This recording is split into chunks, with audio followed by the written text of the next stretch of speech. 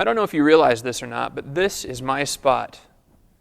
In fact, when I come into worship on Sunday morning and I enter this room and I sit next to my kids and Megan, and usually TJ and Millie and the Offermans sit over there and the Muellers sit up there, and obviously the pastors sit up there. Everybody has their spot, or at least their general area in this church, and I would guess in most churches.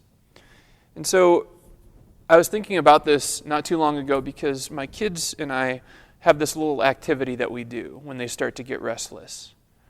We look around the room and we start to draw items that are in the room. And so when I draw an item, my kids have to look at it and guess what I am drawing. And they look around the room and they find an item and they draw it, and I have to guess what it is that they're drawing. And it gets pretty interesting sometimes, but I bring that up because not too long ago we had to sit in a different spot in this room. It was an Advent service that was really pretty full, and we came a little bit later and we ended up sitting on the other side of this space where we worship. And as my kids and I and Megan sat there, we saw things from a completely different perspective. In fact, the same old things that we draw over and over again, trying to identify on this side of the room, kind of looked a little bit different over there.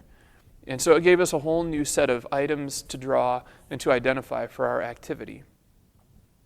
So Paul addresses this in the Bible in Philippians chapter 2. And I bring this up today because there are a lot of circumstances and situations happening in the world right now where I think we could really all benefit from trying to see things from someone else's point of view. And Paul puts it like this in Philippians chapter 2. He says, "Do nothing out of selfish ambition or vain conceit, but in humility consider others better than yourselves. Each of you should look not only on your own interests, but also to the interests of others.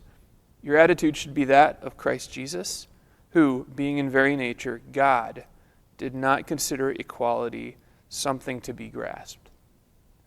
Jesus made himself nothing, even though he very much could have snapped his fingers and everything would have gone away. But he went to the cross for us. And Jesus saw things from a human perspective and lived his life as a human perfectly for us. And although there will be times when we try to do that and we can't quite live up to those expectations, that's okay. We've got God's grace, and that's why Jesus came as a human. But in the meantime, as we keep trying, as we keep interacting with the people around us, as we encounter frustrating or tough situations in our world, I want to encourage you all, including myself, to sit in someone else's seat, to see things from a different perspective, and to try to do your best to put others' needs above your own.